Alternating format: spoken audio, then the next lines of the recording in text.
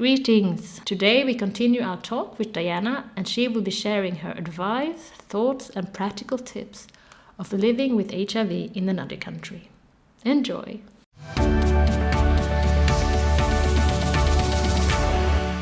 What is your experience of living with HIV in Sweden?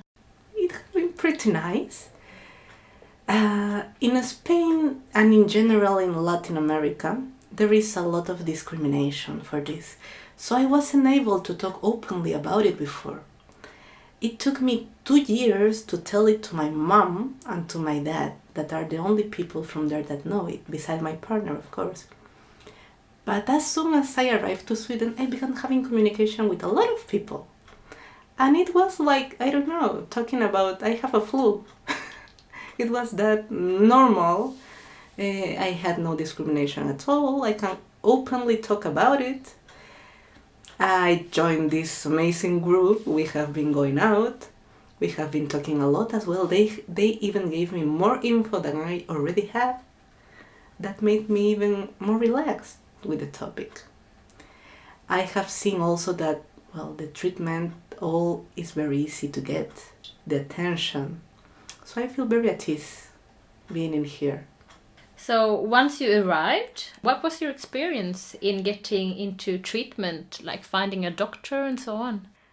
When I came to Sweden for the first time, I wasn't planning at all on staying. I came because a friend offered me to stay here for a month. I had to manage some work, and I said, okay, let's go. Let's do a little tourism to finally know Sweden in real, and then let's just go back and manage all the stuff. But no, Corona arrived. So when I had 4 days in here, I couldn't go back. All the frontiers got closed. I didn't have flights. I had no idea till when was I going to stay in here. I brought with me 1 or 2 months of medications, that is the usual in Spain. And after that, I had completely no idea what could happen. I mean, I wasn't yet a Spanish citizenship. I was only a resident. I had no person number. I didn't even have a health insurance that covers the meds, because these are not covered by the insurances. So, in my free time, thanks God, I joined this group, POSITIVT, and here I met some people that guide me a little bit. They told me, okay, you have to go to this nurse. You have to make an appointment in this center and they will probably help you. And effectively, it was like that. It was just a call, an appointment, and I got my meds. So it was fast and easy and unexpected, of course. I can imagine. Were you worried during this time? Oh, very. I had no idea, because in Spain stuff is so difficult. I'm sure I wouldn't be able to get medicines in there. I was very scared because I needed meds on 1 month that the post office lost my meds. So I had no idea what to do. I was going crazy, literally. I was asking some friends, I was asking the people I met here, I was asking everyone, and I wouldn't be okay till the moment that I had the appointment and the doctor gave me the recipe. Then it was perfect. Since you have perspective from different countries, what do you think is needed to change the climate to be able to have a more open view on living with HIV? The most important thing is communication.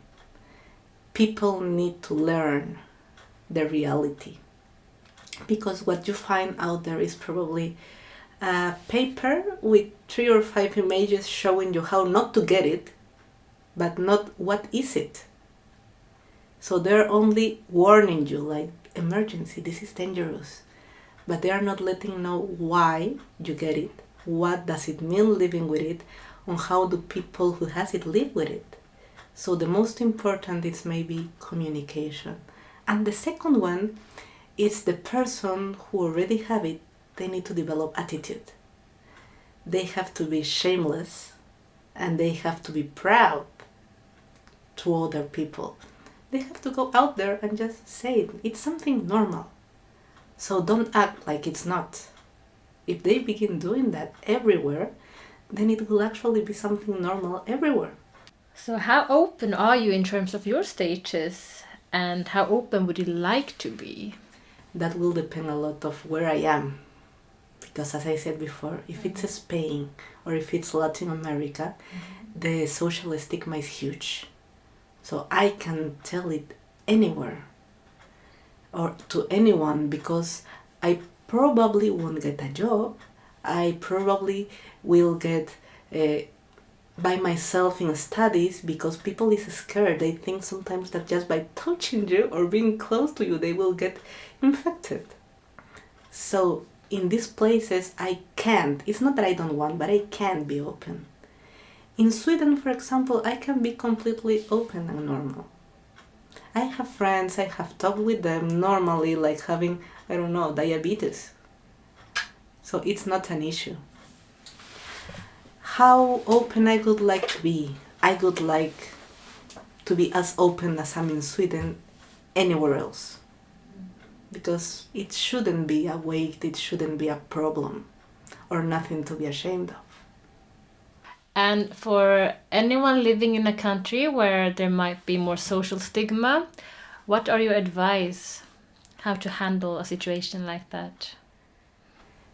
That will be a little more complicated because in the same space, usually you don't want to share it with people because you're afraid and scared. You know, or you have the idea that they won't react well. So for these people, I mean, we have social media nowadays. You don't have to be closed in your country or in your city. There is plenty of people out there that can understand you. So try to contact with them. If you don't want to contact with the people around you or you are not ready for it, try contacting other people that can understand you. Very good advice. Very good advice. Is that what you do? Do you find a lot of support through the internet or online, or? I found a lot of information online. I didn't talk with people about it. I tried to look for pages. I guess I even got in a dating place that was only for people with HIV. But I don't know, it didn't feel good. It wasn't people talking to you about HIV. At the end, it was just people trying to hang out. I tried, but it doesn't always appear. And usually the language is a big problem for that. Because, for example, in Spain, people look for stuff in Spanish. And in that case, you only find Spanish pages or Latin American pages that are not fully developed in these issues. But if you look for them in English, you will find plenty of other places. I wouldn't find POSITIVT, for example, because it's not in English before. I found it when I was in Sweden. But if I could have been able to find it from Spain, it would have been awesome. Because there is a lack of groups like this that can give support to other people just with the fact of talking or giving you information on feeling safe, saying, I have HIV. What do I do? How does it feel? I just got diagnosed. How is it when 1 year has passed or 2 years have passed? You got it when you had, 20 years. How is it when you're 50? So all these questions, there's usually no one to ask to. Yes, we have done now, so our web page is more in English so that people can find us, because I think it's important, just as you said. And what are your plans for the future? Now I have a lot of plans for Sweden. I have recently moved here. All the months that I was stuck here because of Corona just made me love this place even more.